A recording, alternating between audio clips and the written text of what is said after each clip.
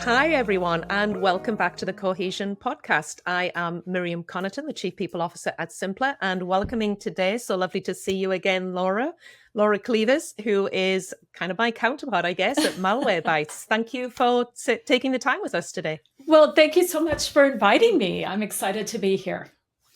And now Malwarebytes, I think in today's world is quite a familiar company name, but do you want to just say a little bit about, what your role encompasses there and a little bit about what your company does? Sure. Malwarebytes is a cybersecurity company. We take care of both our direct customers as well as corporate customers to keep them safe from all the bad guys out there, trying to hack through systems, et cetera. And I'm head of people. I've been with the company for 5 years and been in the role for a little over 2. Yeah. And I think like me, you and I have kind of atypical routes to the Chief People Officer. I'm fascinated by the career paths we all take. They're so diverse.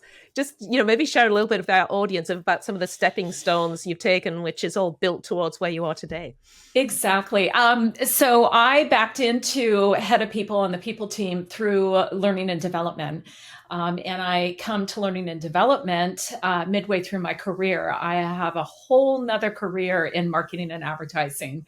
And I worked for a company, helping them to build out their training and their business academy focused on presentation skills and communication. So that's how I got to be where I am today. So before we dive into some of our dialogue today about kind of what's on our mind, what are we thinking of for the year ahead, like to get to know everybody to help our listeners get to know you better. Sorry. So let's kind of go in with a little bit of either or. So these are some simple either or questions to ease us in. So are you a tea or a coffee person? Coffee. I'm a tea. Surprise. I'm British. There you go. Cats or dogs? Dogs. Oh, although I like cats. I like cats. Okay. I'm not going to alienate our cat friends out there. You're not a cat hater. I'm not a cat hater either, but yes, definitely a dog. My husband's allergic to cats, so that's why we don't have any cats. And what's your dog breeds that you have? Mutts. We get them from the pound. Yes. Oh, lovely. Yeah. I have an English lab. The English theme continues. Yes. And so perfect vacation, snowy mountaintops or tropical beaches? 100% tropical beaches. There you go. Yes. I think we could all do with that a little bit at this time. Excellent. Well, thank you again for joining us. And so we're kind of at the early part of the year. Our minds are very much in priorities, planning ahead. Maybe just kick us off a little bit. What's on your mind? What's on your priority list as you look at the year ahead? Yeah, I think the biggest priorities for us are about engagement. That is a continuing theme. All of us have gone through the years of the pandemic, and can you believe it? We're coming up on the 5-year anniversary where we all went to ground, as I like to call it. So, we've got offices scattered around the globe, and some of our folks are much more interested in coming back in, not 5 days a week, and that's okay. And we're not requiring that. But those offices here in the US are just a little harder, a little bit more hesitant to come back in. Many of us like our bunny slippers and our stretchy pants, and, it's okay. We don't have to commute that hour plus to get to the office. So, and being in office does not necessarily mean that our people are engaged, but what we're finding is that having a little bit more time with folks that we don't normally see all the time actually can help that engagement. We get to know people that we don't normally connect with on Zoom. So that's top of mind. The next big thing for me is going to be AI. How do we bring AI into the people team and use it responsibly? I don't want to be just screening out applicants using AI. That's not what I'm talking about. How can we up-level the work that we're doing by bringing in this kind of technology? And so those are the two big things on my mind this year. Yeah, I think those resonate with me. I'm sure they will resonate with a lot of our listeners out there as well. So, I'd love to start with that first topic you mentioned because it's attention grabbing in the headlines, isn't it? One big company after the other is saying return to office mandates of various flavors, and Yeah. the debate is still raging, isn't it? About what's better, and what do we prefer as employees versus the employer.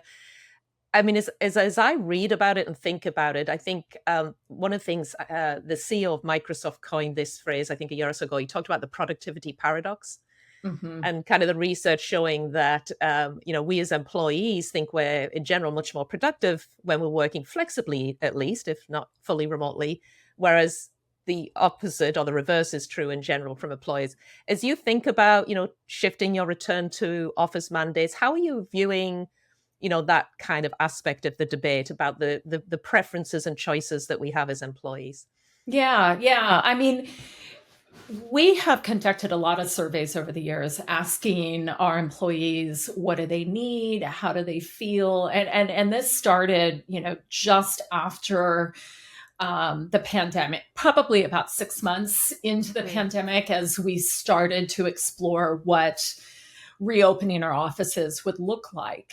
And so we do listen to our employees. And as I've just said, we're not in a position, nor I think, want to mandate Mm. 5 days a week. I mean, let's face it, us executives like working from home too.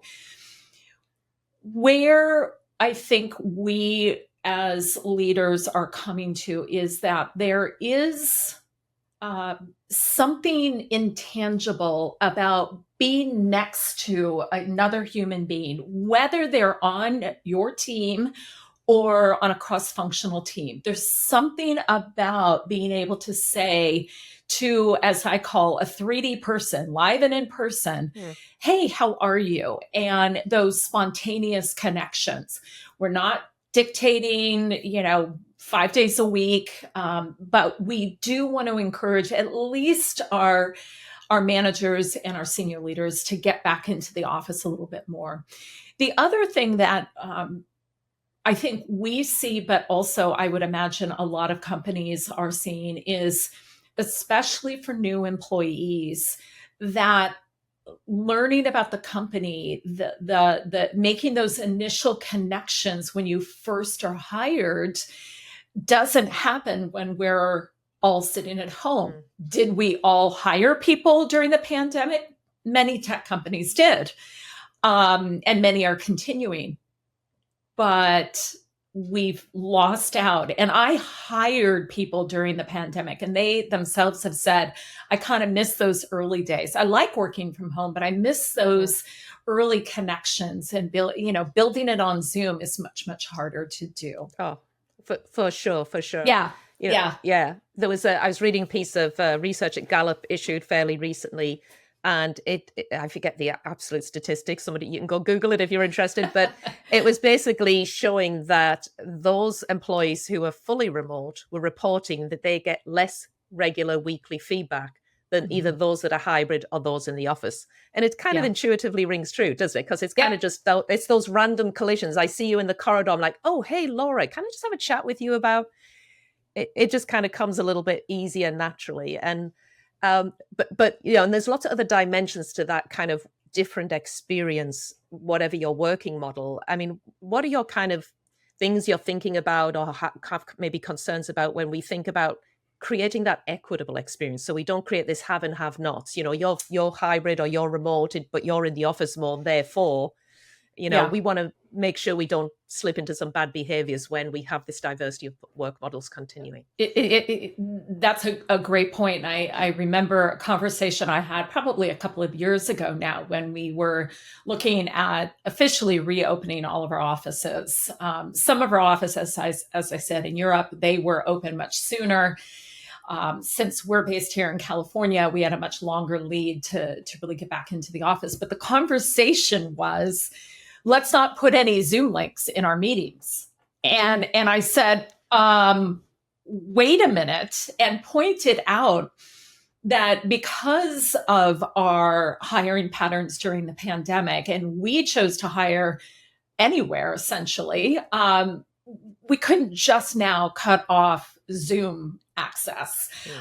So, we have to be mindful of that. I'm a huge proponent of one-on-ones. I have skip level one-on-ones. In fact, I see my job as a manager to be able to have those one-on-ones and give feedback. If I'm too busy to do that, then I'm frankly too busy to be a manager.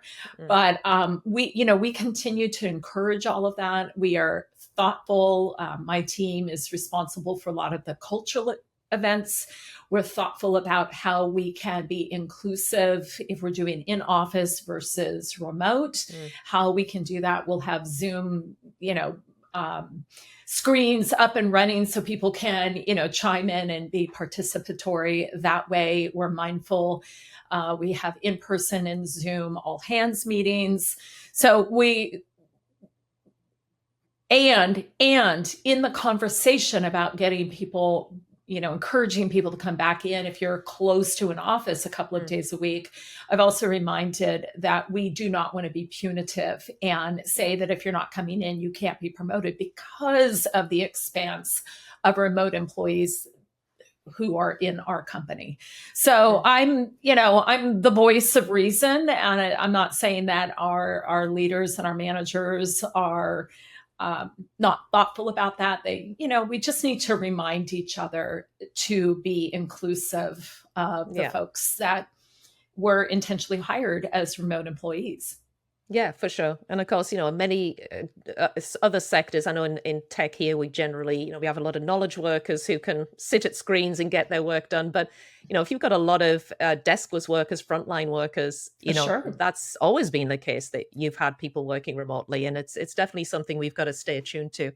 I want to come back to something you said at the beginning about one of your priorities is around engagement. And of course, that's a well-known human need and a thing that we've been working on as businesses and within people teams especially. One of the things I've been thinking about more as we think about the diversity of work models is, for me, engagement in part is about people feeling connected. Connected to purpose and mission, connected to their teams, connected to their colleagues and co-workers, because we know a lot of goodness comes out of that feeling of being connected. And it's about emotional closeness or connectivity. Right. It's not about physical proximity. I can feel very connected and engaged, but work very remotely from you. I mean, as you think about, kind of continuing to work on that, what are some of the maybe ideas or things that you're trying to kind of solve for in the year ahead, or maybe do more of or do differently to enhance that engagement? Yeah. Excellent question. We conduct an employee survey every year, and we have other surveys throughout the year, manager feedback, et cetera. And one of the points that came out of last year's engagement survey was getting to know our executives and senior leaders more. We all show up at meetings and we all present and we all talk about the business, but our employees want to know us at a deeper level. And because we're not all in the office together all the time, and because many of us are remote, one of the things that we launched it late last year, I kicked it off, is what we call our Bytes chat. That is where we have an executive or a senior leader come and talk a little bit about business, but also share about ourselves. And so when I kicked it off, because I'm so passionate about development and growth, I shared my career journey, and starting with, marketing and advertising, how I got into L&D, and how I am now head of people here at Malwarebytes, and then talked about what we do here. We have seen a decline in the parties. It used to be in the early pandemic days, we'd have 100, 150 people show up for whatever game or silliness that we had to keep us all connected. The last one we did, we were down literally to 12 people. Sad, but true. Our Bytes chat, we're over 100, and we've run 3 of these now, and we are consistently over 100 employees. And we're a small company. We're 700 employees. So that's a huge percentage of people. And it's not, late in the day. It's 8 o'clock Pacific time. So people in our talent office are signing on in the evening, and, people are taking business hours to participate. So that is one thing. We're using our engagement survey. We're using the data we're collecting to try to solve for this engagement. And I'm here to say it's so far so good. And we're definitely going to continue throughout this year. And we'll continue the fun parties too, because everybody likes those. At least 12 people do. But I think, and that's a great example, and I'm going to steal that. And by the way, of course, it's Bytes, BYTES, playing on your exactly. we all got that. Not the BI. It's that meaningful connection, though, isn't it? Like that example you gave, to have so many people show up. I mean, that to me really just shows we're craving that kind of more meaningful connection. And as much as, like you said, how many of us did corporate bingo, team wine tasting, I mean, and then we all kind of got a little sick of them. But it was of the time, wasn't it? Because we were literally locked down and craving just any kind of interaction that wasn't with our dog or our spouse that we'd got sick of the sight of, or whatever it was. But it's very contextual. So what does connectivity mean now for where we are now and what we need to solve for? And I think what you gave is a great example, because I think one of the things that's enduring, isn't it, that follows high engagement is trust and confidence in leadership. And you can only get that through, building some of those trusted relationships and getting to know people, as opposed to some faceless head and shoulders on a screen, and that's all you hear about. Exactly. That's such a great example. And I know you and I have chatted before on this topic, but one of the things that I know, we've got a greater emphasis on here at Simpplr, which we feel is important. We're very much a remote first company. We do have hybrid. I'm hybrid because I'm sitting here in the Bay Area and go into our office a couple of days a week, but majority of our team are remote. So we have remote hybrid, largely work models. Is just the value of people feeling appreciated. Because going back to my earlier comment, those occasional, hey, great job, you've got to be more intentional about it when you're not literally running into people or seeing them. So, how does that factor into your kind of plans and just actions you already take to really boost that sense of, I feel seen, I feel valued, I feel appreciated? Yeah. Well, we've had and continue with a peer-to-peer reward system. So we can acknowledge people for, big projects, little projects. Thanks for helping me in a crunch. Happy anniversary, happy birthday.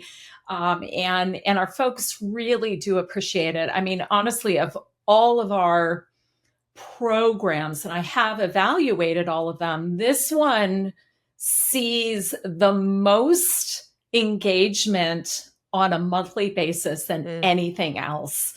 So when you're looking at budget cuts and things like that out there, folks, don't just assume that, I'll just cut that peer-to-peer, because dollar for dollar, our program is yes, we could save money, but our program gets used and actually is the best way for us to really encourage that acknowledgement and reward system. We also use it for team events. We just ran a hackathon for both our corporate business and our consumer business with our engineering and product teams, and gave out huge amount of points, as well as some cash prizes, I might say. But we use it for sales spiffs and all of that. So it's really an important component of how we stay connected and engaged. We encourage our senior leaders. I remind them every month, please give your points away. Don't just give it to your team members, give it to other people. So, we want to keep that going, and we want our leaders to also be visible in providing those points. For sure, for sure. We're Yeah. just here at Simpplr. We're just fresh off the month of December. We had what we call our season of gratitude, and we had kind of a big an extra boost of points that people could give through our own recognition reward system, which we use. Which, as you might expect, we drink our own champagne off of the Simpplr platform, and it got amazing participation. And to your point, who doesn't love a gift card? Of course, you like Right. getting the I've got my gift card from Amazon or whatever. I'll go get something nice for myself. But really, the glow and the joy and the Hmm. stories people shared in giving recognition, that wasn't about. It's not about the money. No, It was about feeling, getting that nice glow, both as the giver of that recognition, as well as when exactly. you saw it pop up in your feed and you're like, oh, that was nice, and it Yeah. give you that little boost as you read it. It's just such a joyful thing. Absolutely. And I'm going to steal that season of Yeah. gratitude. I'm going to steal How that about it? idea. I think that's a brilliant idea. And I just hired 2 new team members and got points from both of them in the month of December, which I was thrilled. And the messages were, thanks for, being so welcoming. One of them said, thanks for the onboarding all the time. So you're absolutely right. And I make sure to give points to some of my senior leaders. Mm. I give points when I gave points one time to my boss, and he said, "Thank you so much. I never get any points." And I thought that was kind of sad. So I've kind Oh, of tucked that in my head and made sure that I've acknowledged even our senior leaders. every now and then. Yeah. Yeah. Yeah, Yeah. Yeah. yeah. No, we're all human, aren't we? I Well, mean, exactly. there's this lovely phrase I read a lot, obviously, from some of my I was reading about, and it was the notion of confelicity. Felicity meaning happiness, happiness together, Right. and we're just wired for that as humans. Both the kind of the sad element of that, which is Hmm. empathy, the ability to empathize, but the confelicity, I just thought was a lovely word. I like learning new words, and it was also kind of just also pointing to a lot of the benefits we feel as humans, whether it's in work or in personal life, Hmm. is when you have shared happiness. When Right. whether you're sharing good news with a friend or Right. telling stories as a family around the dinner table, we know how that makes us feel, and being able to kind of have those moments in the workplace, why wouldn't you want to? It has such a boosting effect on so many levels, and it's not just doing it just because to socially engineer ourselves. Right. It's how we exist as humans, and so it should be the same in work as we think about those positive experiences in life. Absolutely, and it goes back to what we were talking about that connectivity, and that engagement. When we have those shared experiences, yes, we can do it here, we can do it in the office, we can do it both ways. But building those shared experiences through the work that we deliver at the end of the day, helps us to feel connected to this thing called the company. Mm, We're all the company. The people that show up every day, whether it's remote or in person, we're the ones that are building the company. It isn't this monolith, the company, it's mm, us. And so how do we keep us connected to each other is what's always on my mind. And how can we do this better, and how can we improve that engagement and that mhm. connectivity and Yeah, feeling a part of something bigger than ourselves. yeah. I love the way you put that kind of notion of company, because we often, there's the negative connotations of the faceless corporate, kind of Right. entity.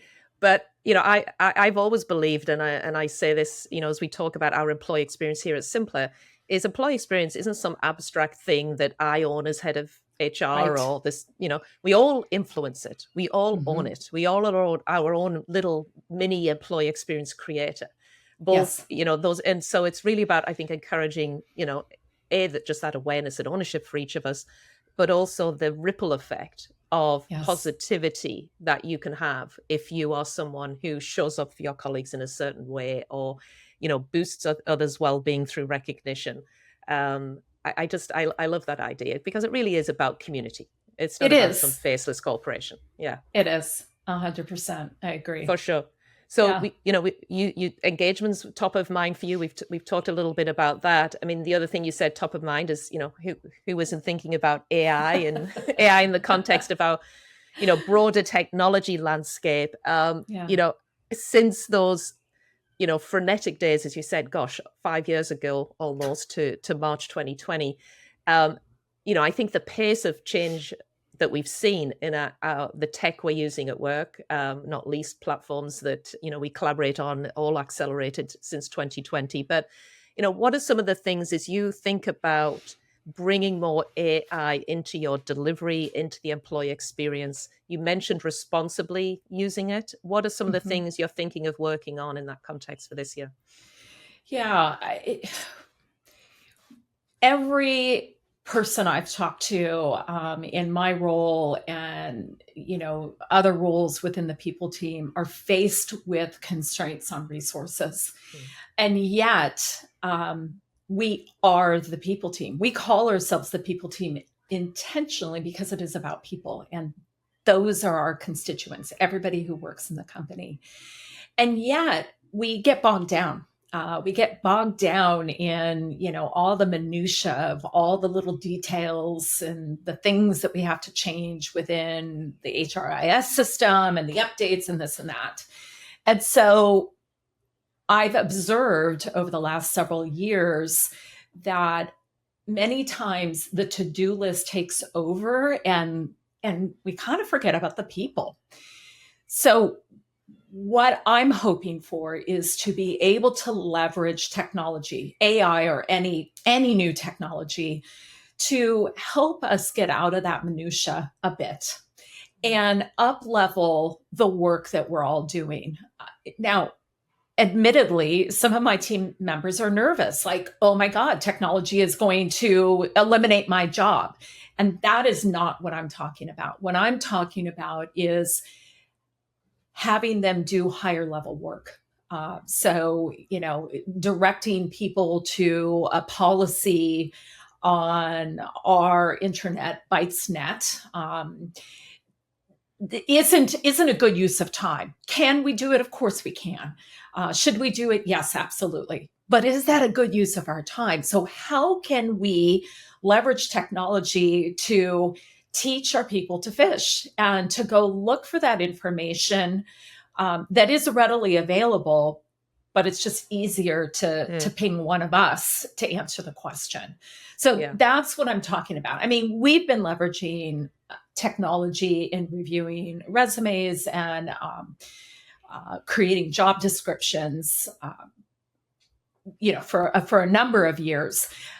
We don't rely on just technology to shift, resumes into different piles. We actually have humans behind those, sifting and sorting and making sure, but we leverage the technology to help us to make higher level decisions. So that's what I'm talking about, being responsible with the technology, not eliminating the humans behind the scenes, because we can discern, the special cases or the anomalies, and without a human brain, we're going to run into challenges, not just here, but, across humanity. There's my editorial comment about responsible use of technology.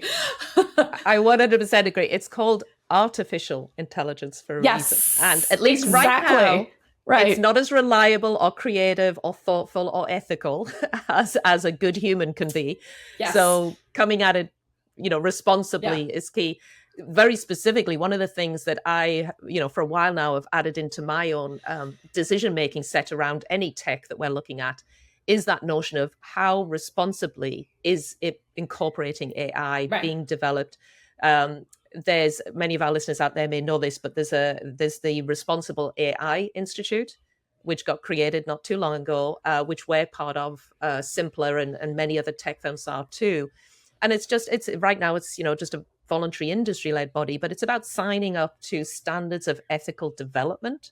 Mm-hmm. So, some of those unintended biases and other things aren't creeping in and creating some of those issues that we can all, predict and know some of the earlier experiments in AI kind of highlighted the risks of. So Mhm. I'm with you, that kind of notion of responsibility. Um, and I think the other thing for me, I mean, you touched on, there is some fear factor, isn't there, Oh, associated with any new 100%. technology, whether it's AI or Yeah. not. Um, and there was BCG did some research, I think they issued it last year, that showed you are less afraid of AI the more you've played with it. Yep. So there was a direct correlation between people saying, yeah, I've tried it out. I use ChatGPT for these things already, and your propensity. So, I think some of it is just start using it in smaller ways, helping you maybe accelerate some screening, but still having the human touch in your talent acquisition, responsibly using ChatGPT. I don't know about you, but, I find it Yep. great for, helping me outline when we're thinking about a new training curriculum that we Mhm. want to maybe build. Yep. Things like that. I mean, saves me time. I don't know about you. Yeah. Yeah. No, definitely. Absolutely. And if you think about it, and my husband, bless his heart, is not really a technologist. He's a little nervous about all of this, Is and he he would have. listening in, Laura? He is not, but if he was here, he would say absolutely. And so when all of this came up a couple of years ago, he's like, "Oh, I don't know about this." But the fact is, we've all been using Yeah. artificial And not intelligence for realizing it. years. Yeah. I mean, I would be at a loss if I didn't have spell check. I've completely adopted Alexa. Siri still gives me bad information sometimes, doesn't listen very well, but we're all using this already. Yeah. So this is just the next phase of Yeah. how can we use this technology to help improve our lives as employees, as humans. How can we work it into what we're already doing to improve and up level, like I said, our own work. Yeah. So No, yeah. for sure. I Yeah. mean, there's a few things I'm excited about as I'm very much an optimist around technology and innovation, Yeah. always have been. Um, is, I'm excited about the increasing possibilities of personalization with Mhm. AI. Yeah. We've got the level of personalization we have now, but just the ability is, with some of the examples you mentioned earlier about trying to steer as, people, team practitioners, our users to fish. Hmm. Um, but you've got to make it easy for them. And so that those AI agents who can do more, I can Yeah. answer a question. Yes, that's the simple chatbots we have today, but kind of going beyond that Yeah. and actually being able to do more for me. That's technology that we're going to see, I think, become much more mainstream this year. Would you Yeah. agree with that? Are those, what else are you excited about? Absolutely. I mean, look, we still have email boxes where if you've got an issue with our HRIS system, you send it to, HRIS at malwarebytes.com or benefits. So we're still using the old school technology. Right now, we're looking at, for our people team, putting in just Zendesk, just a ticketing system to get Mm, some of that out of email boxes so that multiple people can mm, use it. But I want to see that next level yeah. this year, if at all humanly possible. Sometimes people team's a little on the slow side, but I think to be able to have someone just engage with the chatbot and have that answer the questions and help steer people. We're all doing it anyway in Mm, everything else that we do. Anytime I have an issue with a product, I'm online and talking to their automated agent. mhm. So why can't we do that for us, Yeah. within people, within communications, within other parts of our company? We're looking at building that in. We've got some betas already in our own products Mhm. about, Yeah. common language rather than trying to figure out the exact right way to ask the phrase, but just being able, like Yeah. so many of our search engines have done, let's just ask a question and have that information served up. I want to do that for the people team. And then we For sure. can take it to the next level. We can then engage a human to help solve those bigger questions, issues. Yeah. And Yeah. I think, I think we're hopefully, I think, at those tipping points because, that we've been taught about this for a while in HR where we can get more of those kind of repetitive, processes and things that are more easily automated and that our users, as you say, would welcome, because it's easier for Exactly. them, it's better for them. And then there's those unmet needs that we all know. I know I certainly feel this in my team, where you've got this kind of long list of things that people want, like managers need more help to Yep. become better managers, and they're craving that. Or you want to go spend more time developing key talent, and supporting managers to do that. There's lots of things where, like you said earlier, we have that process, policy, program, compliance piece that we sometimes we just have to do and we get lost in. Let's Right. automate the heck out of that as much as we can. I'm with Exactly.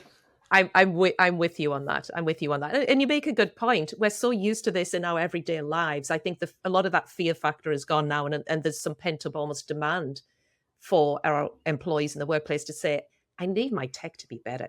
I mean, Right. please modernize it so Right. I can do kind of what I can do on my smartphone. So now one of the things as we kind of, get into kind of the latter part here of our discussion, it's the kind of time of the year where we, I've been reading lots of articles, as you may have done, about predictions for the year Oh, ahead. And we're certainly wrong more often than we're right. I'm not a great predictor of the future, but, less about predictions maybe, but just as you look ahead to the year, what are some of the things that, you think are trends that are just going to either keep on going or explode, that we're just going to have to be ready for? yeah. Yeah. Well, I think we've touched on two of the big ones. I think, again, 5 years post pandemic, we're still in a pent up mode of people really wanting to feel more connected to our work experiences. And I'm talking beyond, obviously, beyond Malwarebytes, but really just when making decisions to change jobs, to change companies, looking for those companies that really are doing something meaningful in the world, and that was something that I've kind of done throughout my career. But when I came here, because it's cybersecurity, because it's not just for corporations, it's also for individuals and keeping them safe. I've got a family history, family friend of being scammed, and it is meaningful work. So, even though I'm talking about email boxes and policies, the work I do, I know is connected to that greater good, and I think that is absolutely going to continue. And I appreciate and applaud, frankly, the younger generations for really bringing that front and center into work, because we all have to work. Most of us aren't billionaires. We all have to work. We all have to show up every single day. So what is that higher level mission that we're all delivering on? And I think that that ultimately is going to hold companies accountable for how they're running their businesses and delivering their products and services out to the world. So I think we're going to see that continue. Being US centric, I think there is probably going to be a bigger shift in movement this coming year. We're past a presidential election. We all here in the US kind of seize up the 6-8 months before the presidential election, and hold on tight, and then we can see movement. So I'm anticipating that's going to happen this year, and we'll start seeing more of that coming. And unfortunately, I think we are going to continue to see some of the larger companies just mandating return to office. Let's face it, a lot of those companies have a lot of commercial real estate that is sitting empty. And, either they're going to divest from that, or they want to fill that up. So, for us, we've downsized. We've taken a look. We have, as I said, we have remote folks much more than we did 5 years ago. So we're downsizing our offices and providing, good workplaces for those who, can come into the office. But I think that some of the bigger companies, I won't name names, we all have heard them, will unfortunately or fortunately, depending on your perspective, continue to push that agenda. Mm-hmm. Yeah. Yeah. What about you? Well, I see that, to that last point you made, I see that as opportunity because, we compete, especially you and I in the tech space, we're competing with a lot of big names who are doing that. So I'm like, flexibility is a new perk. Yeah, it's in the top 3 now of everybody's wish list for why I want to go somewhere is I want to keep or I want to get back that flexibility maybe that I've lost. So I think we continue to make that a selling point where we have that ourselves. I think that can be a little smidge of a differentiator when we're trying to get some key talent away that perhaps people are losing that, where they're kind of, so if you're listening and you're out there and you're being forced back to the office, you don't want to be, go check out our job boards. Us too. Yeah, there you go. Get a little plug in there. I think the other thing that I'm interested to see, how we all navigate through, that's again been in the headlines a lot recently, is, around kind of how our approaches and our thinking to DEI is evolving. And there's been a lot of headlines, hasn't there, about, again, big companies that have, taken roles out, or we're no longer calling it this, we're only talking about inclusion.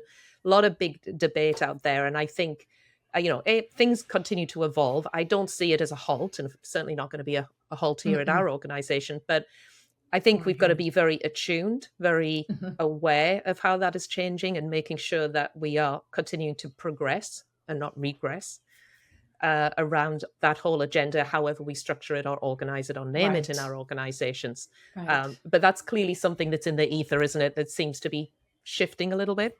Yes, absolutely. And, we continue to advocate.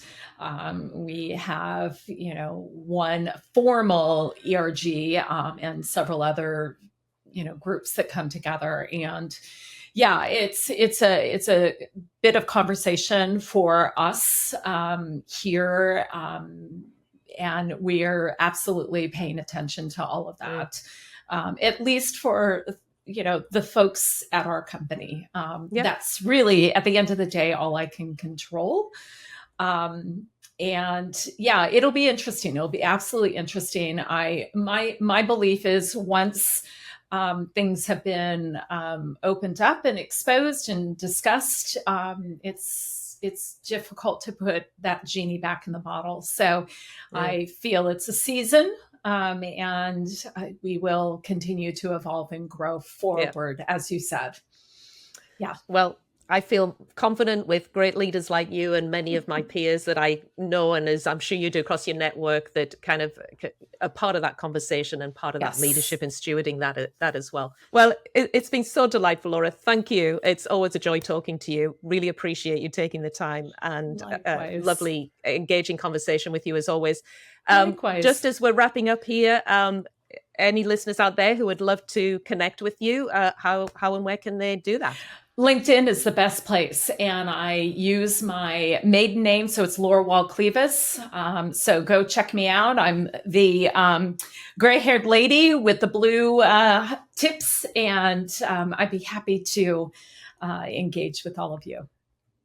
Thank you so much. And same for me. LinkedIn is absolutely the best platform to connect with me too. Always love doing that. Well, thank you again, Laura, and have a great 2025. Likewise. Take care. See you soon. Thank you.